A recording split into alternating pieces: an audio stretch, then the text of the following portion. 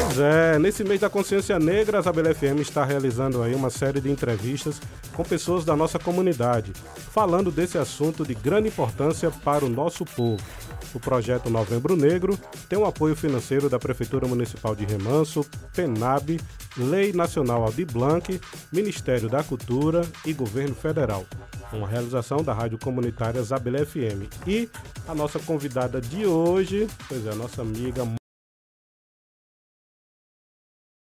maravilhoso, e você vai ficar aí na sintonia e curtir esse programa, tá certo? Pra gente poder bater esse papo aqui, tá certo?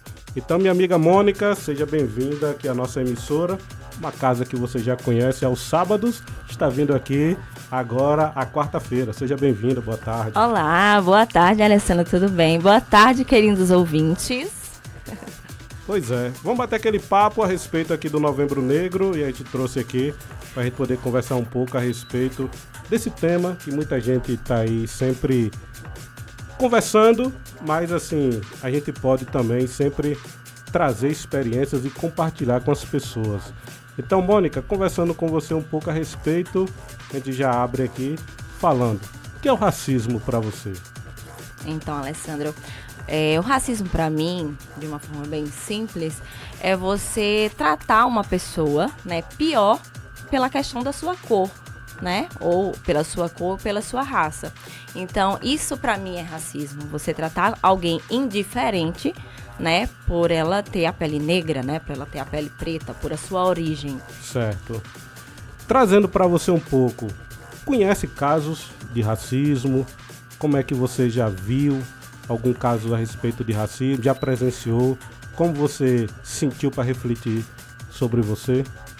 Então, sim, né, eu tenho um filho de 13 anos, o meu filho é negro, eu tenho uma sobrinha também, né, tenho uma minha irmã, que também é negra, né. Então, assim, o racismo é uma questão estrutural, certo, né, enraizada. Há muito tempo, assim, atrás, a gente enxergava coisas que hoje a gente tem um entendimento que é racismo como coisas naturais, né?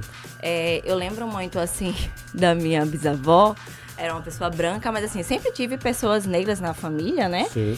E ela era uma pessoa preconceituosa, né? Nós todos somos preconceituosos. Se a gente parar, quando você fala assim, eu não sou, porque é uma coisa enraizada. Então, lá atrás a gente não via como preconceito. A gente teve essa consciência depois, certo, né? Então, a gente ainda tem isso muito enraizado. Então, algumas falas da minha bisavó lá no passado já me incomodava, porque eu achava que... E, tipo assim, nós temos em famílias... O meu bisavô, o marido dela era uma pessoa negra, né?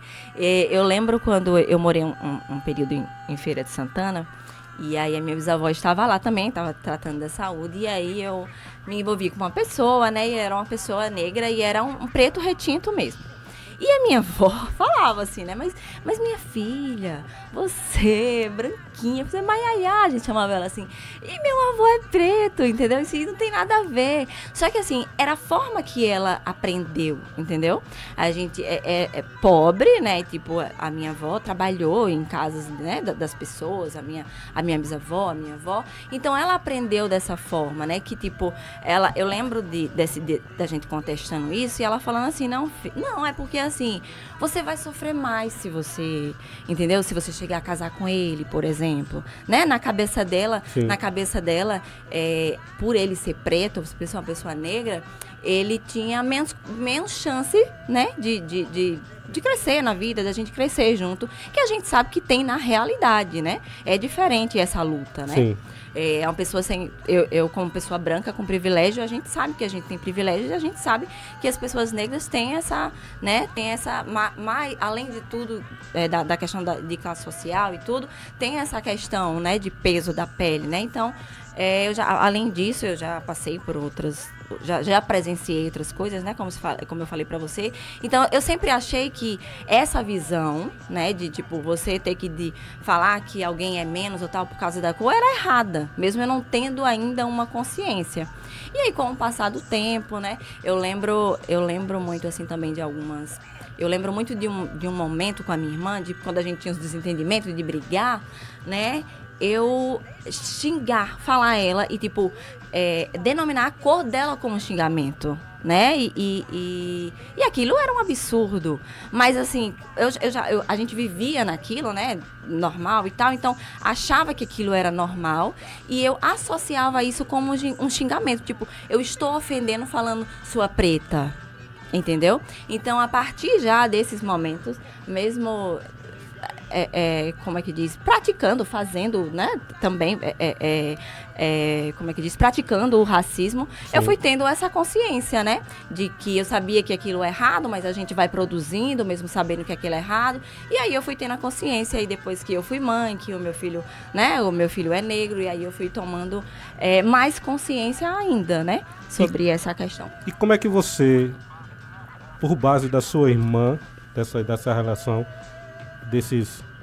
dessas várias partes que você teve com sua irmã, como é que você partiu agora para a questão tanto do seu filho como do seu sobrinho? De sua sobrinha, como é tratá-los sendo negros? Como é que você e sua irmã comungaram para poder ter essa vivência com eles? Então, hoje a gente tenta muito potencializar, né? Eu tento muito potencializar o meu filho, a minha sobrinha. E a minha sobrinha, assim, bem particularmente, que ela é um pouco mais parecida, assim, comigo. Ela tem, 8 anos. E a gente sempre buscou ensinar ela que, tipo, a cor dela, e o meu filho também, né? Não faz ela menor, entendeu? Ou pior do que alguém. Eu sempre busquei empoderar eles, entendeu? Busquei mostrar pra ela a questão do cabelo dela, que é cacheado, né? Que é diferente da maioria das coleguinhas. Ela entender, né, que aquilo... que é parte dela, é característico, e que é lindo também, mesmo sendo diferente. Que a pele, né, que a cor da pele deles, tanto do meu filho como dela, não faz ela ser pior do que os outros, entendeu? Ou limita ela de fazer alguma coisa, ou de ser o que ela quiser. Então, a gente tenta potencializar, né? A gente busca potencializar, empoderar eles, para eles entenderem que a cor da pele não define eles, né? Cultura negra. Você vivencia isso? Como é que você absorve, você vive? Fale um pouco pra gente, assim, a respeito da cultura negra. E também familiar, se tiver. Tem uma cultura, como você falou, da sua bisavó, dos seus antepassados. Isso. A cultura negra, principalmente pra gente, né, da Bahia, está em tudo, né? Tá na nossa alimentação, e eu consumo tudo, tá na acarajé, né? A acarajé é uma cultura negra, uma culinária negra, a feijoada né, uma culinária negra. Os meus cabelos cacheados, por exemplo, né? Antes eu tive a fase de transição, eu tinha o cabelo cacheado, depois a gente vai vendo na sociedade todo mundo com cabelo liso, né? A indústria e tudo dizendo, né? Mostrando e provando que aquilo que era beleza, né? Não o cabelo natural, cacheado ou crespo e tal. Então eu fui... E nesse período dessa minha transição, eu disse, eu quero o meu cabelo como ele é, né? De fato, eu quero encontrar beleza no meu cabelo do jeito que ele é. Né? E hoje eu amo meu cabelo cacheado. Então, tudo isso, né? Tudo isso é parte da cultura negra, né? Tudo isso faz parte da negritude, né? Tá certo. Falando sobre discriminação racial. E aí a gente parte duas partes. Primeiro, essa vivência familiar que você tanto colocou, e também fora dela, em algum momento que você já viveu. Como você viu, né, presenciou uma discriminação racial e como refletiu para você? Eu sou uma pessoa... Eu vou até usar uma frase clichê. Quem me conhece sabe. Mas em casa, assim, eu sou a pessoa que debate, sabe? Que luta, tipo... Me incomoda o racismo, a injustiça, o preconceito. Isso me incomoda. Eu não sou uma pessoa que eu vou ver, entendeu? E eu ficar calada ou fingir que aquilo não existiu. Eu sou a pessoa que eu vou tentar pontuar e fazer a outra pessoa enxergar que aquilo foi um racismo, sabe?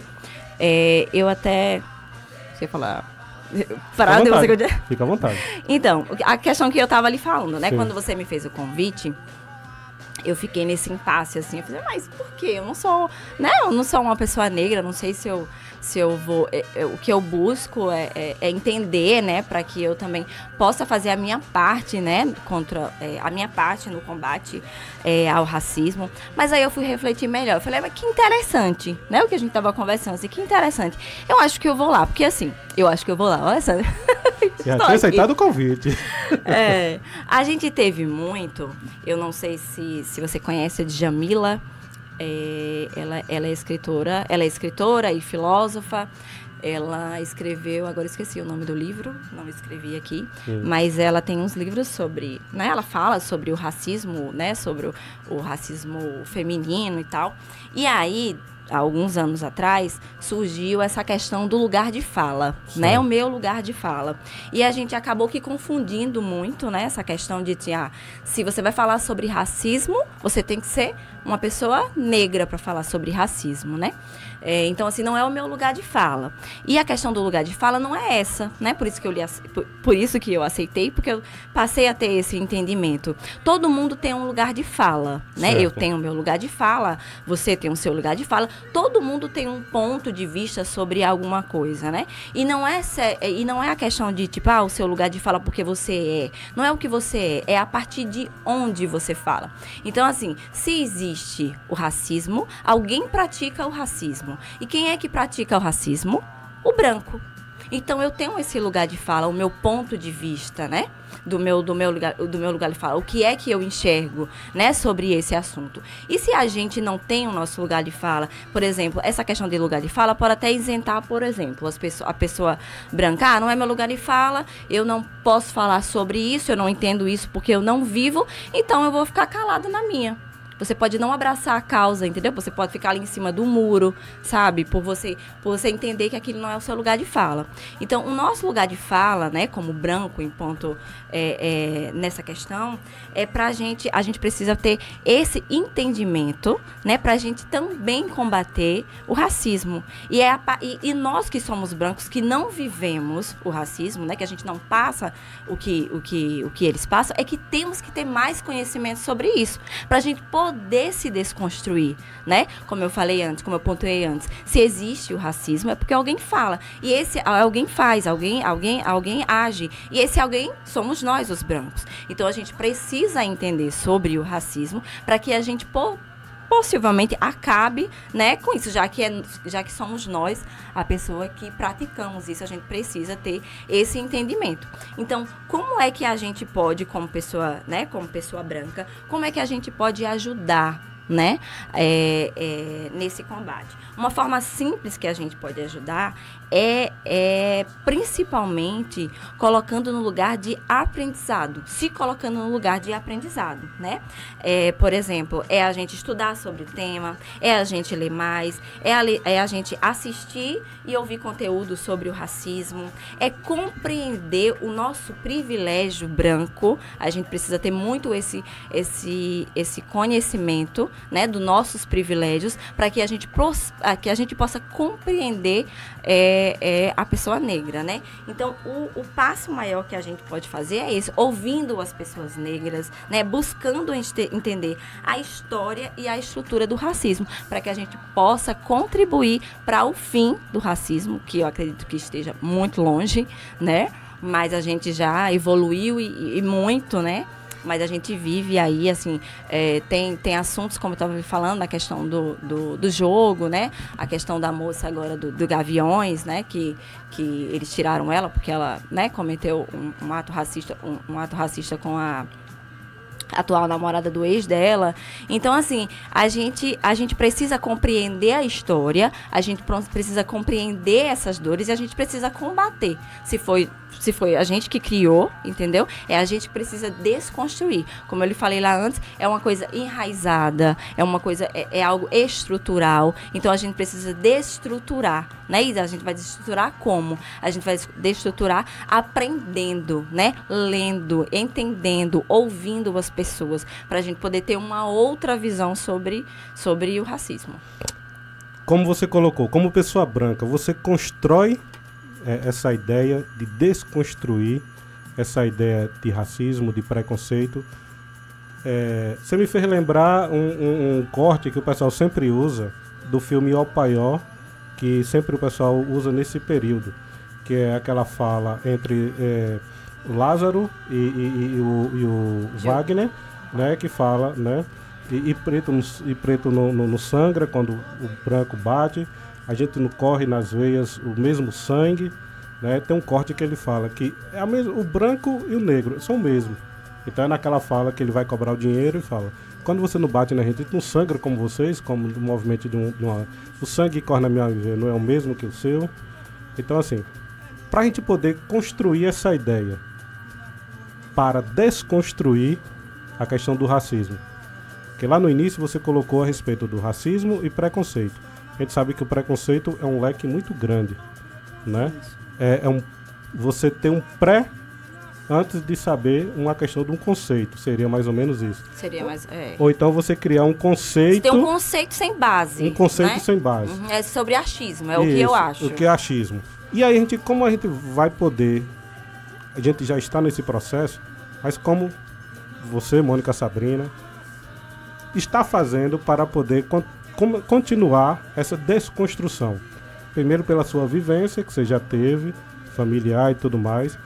Os ciclos de amizade, o trabalho, né? A gente sabe que isso é muito comum. Aqui já passou algumas pessoas que dizem que eles falam o seguinte: o início do preconceito, ele começa no olhar. Exatamente. Chegou um negro, o pessoal já olha de uma forma diferente. Chegou um negro. Concordo. Chegou um negro ou uma negra com um vestido todo colorido, com um turbante na cabeça. O pessoal já tem aquele primeiro olhar daquela forma. Como fazer para poder desconstruir? A gente vê alguns movimentos em remansos que lembram disso apenas em desfiles, em datas. Eu acho que isso também é muito de nacional. Em desfiles, em datas e alguns pontos. Mas no dia a dia, todo mundo está vivendo junto. Todo mundo come no mesmo restaurante, na mesma praça. Todo mundo andando quase no mesmo carro, compartilha, no mesmo espaço, aqui na Zabelê, em outros lugares. Como a gente pode fazer isso no dia a dia? Será que deu para... Como a gente pode fazer esse combate, né? Isso. Como eu te falei um pouquinho antes. Eu acho que o primeiro passo é a gente compreender o nosso privilégio de branco, certo, né? Que a gente tem. E a gente conseguir desconstruindo, aprendendo a história, entendendo a história, lendo sobre, entendendo como que funciona, entendeu? E a gente começar a ter esse olhar diferente, sabe? É como a gente falou antes. A questão do racismo é uma questão enraizada mesmo, né? Hoje a gente tem essa consciência de que você comete quando você apelida alguém, sabe? De forma pejorativa, de forma de ofensa, você chamar alguém de preto. Mas isso ainda é comum. Você, por exemplo, você chamar alguém, apelidar alguém de preto, né? O tal, dessa de alguma forma, alguma forma desse tipo. Por exemplo, você falou aí, eu estava lembrando dessa questão de olhar. Eu lembrei de uma história que um professor, né, meu contou uma vez. Ele como historiador, professor, né, negro e tal, ele passou um dia na rua com um amigo, né, o outro professor, o professor branco. Eles ainda eram mais jovens, não era professor ainda. Os dois bem vestidos e tal, né? E aí teve um assalto logo atrás. E as pessoas vinham correndo para poder pegar os ladrões. Eles vinham caminhando, né? Eles vinham caminhando os dois, um do lado do outro. Certo. E as pessoas vieram para pegar esse ladrão, porque esse ladrão correu e entrou em uma rua e foi à rua onde ele estava. E as pessoas abordaram somente ele, que era preto. Entendeu? E a pessoa poderia... E quem roubou... Não se sabe quem roubou, porque não era ele a pessoa que tinha roubado a mulher. A mulher vinha logo atrás, aí logo ela viu e ela disse que não era ele, né? Mas as pessoas abordaram ele e o amigo dele ficou de lado por ser branco. Entendeu?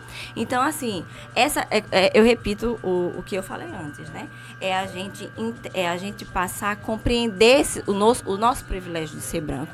E a gente entender a história, né? E a gente ouvir as pessoas pretas, ouvir as pessoas negras, o que elas de fato passam, entendeu? E entender que o racismo, ele existe sim. E a gente tem que combater. Entendeu? É aquilo que eu te falei, ó, você tá em um lugar, né? A pessoa tá falando, tem uma fala racista. É você esclarecer, olha, isso é racismo, entendeu? Isso é um preconceito que você tá falando. É a gente esclarecer o que a gente vem aprendendo, o que a gente vem desconstruindo, entendeu? Mais ou menos isso. Isso. Trazendo um pouco aí, pelo que você já colocou, vivência, seu filho, um adolescente, como é que ele tem refletido isso junto com você? Vivências, assim, como é que ele tem compartilhado? Então, a gente conversa muito, né? Sobre isso, assim, e hoje ele tem, assim, eu fico muito orgulhosa, às vezes, quando eu vou na escola, que acontece alguma coisa, né? E ele é uma pessoa que ele intervém muito, ele é muito chamado, assim, de juiz, né? Que quer defender os colegas e tal. Então, assim, é como eu lhe falei antes, eu tento sempre empoderar ele e conversar sobre, entendeu? Ó, essa brincadeira, por mais que você ache que essa brincadeira, mãe, mas todo mundo sorri quando fala isso. Teve uma questão, né, eles ainda foram para a secretaria e tal, porque alguém chamou um colega de pista, preto, pista, alguma coisa assim, associou o amigo que era preto com a pista, né? Uhum. E aí ela falou, mas todo mundo sorria, assim, a gente sorria, ele também sorriu, entendeu? Mas assim, se você tem a consciência de que aquilo é preconceito, você tem que falar, você tem que combater, né? Então é assim, a gente conversa muito sobre isso, a gente conversa muito sobre a história, ele me conta muito de agir assim, o que é que eu tenho que falar, como é que eu tenho que agir, entendeu? Então, assim, eu tento deixar muito claro que nenhuma brincadeira, assim, eu não tolero muito não, assim, sabe? Eu não tolero de forma nenhuma brincadeira, assim, pejorativa que você vai usar, sabe? Com a palavra o preto, o negro. Pra mim é racismo e pronto, entendeu? Então eu acho que dessa forma, a gente deixando claro que e ponto final, por mais que, mas parece que fulano não se ofendeu, entendeu? Parece que fulano se ofendeu porque ele não tem, muitas vezes, a consciência de que ele tá sofrendo um racismo. Então a gente que tem a consciência que aquilo é um racismo, é que temos que esclarecer e não praticar. Então, a gente tem muito essa conversa de não praticar, e de quando você vê que que está acontecendo, é você rebater, é você falar que não pode, e é dessa forma. Pois é, papo muito agradável. Que bom. Gostei da sua experiência, gostei de você passar essa vivência, como a gente colocou aqui. Tem um outro olhar, né, dessa questão e a gente poder trazer e comungar para os nossos ouvintes. Quero agradecer demais a sua presença aqui. Nosso tempo é curtinho, mas eu quero agradecer demais a sua participação e também você poder compartilhar um pouco assim do seu seio familiar, né? Trazer para cá todas essas experiências, trazer também esse incentivo para os pais, para as mães também, como está compartilhando isso também com os filhos, e porque a gente pode entender também o seguinte, não é só a escola, é escola e família. É o conjunto. É a escola e família que a gente pode conseguir construir. Exatamente. O ditado de ninguém nasce preconceituoso, ninguém nasce racista, né? É a sociedade, é o meio onde você está inserido que te transforma nisso, né? Então é importante que a gente tenha essa consciência para que a gente não... Que a gente eu não sou muito esperançosa de que, nossa, vai acabar literalmente, entendeu? Vai acabar, não vai mais existir o racismo. É claro que espero entendeu? Que chegue a um tempo que isso não exista, né? Mas eu acho que ainda há uma luta muito grande, né? Ainda há muito a percorrer, porque em 2024 ainda, sabe? No século que a gente está, no mundo que a gente está, com internet para todo mundo e tal, você ainda encontrar pessoas, tipo, de 15, de 30 anos, entendeu? Que são mais jovens, então, racistas, sabe? Preconceituosos. Pra mim é um absurdo, entendeu? Porque a gente tem informação na nossa mão. A gente tem informação todo o tempo, né? Na mão. Pra você poder se informar, pra você poder se desconstruir, né? E é isso, Alessandro. Eu gostei muito. Eu também. Adorei nosso papo. A nossa emissora agradece muito a sua presença e a sua colaboração aqui. Espero que eu não tenha falado besteira. E se eu falei, por favor, me corrijam. Pode ligar e pode falar assim, ó, Alessandro, ela falou isso e é errado. Pois é, tá aqui por gravado. Favor. Nós estamos todos em construção, sim, né? Sim. Em desconstrução, sim, na verdade, também, né? Com certeza. Mas muito obrigado desde já. Eu que agradeço, viu? Tchau, tchau, gente.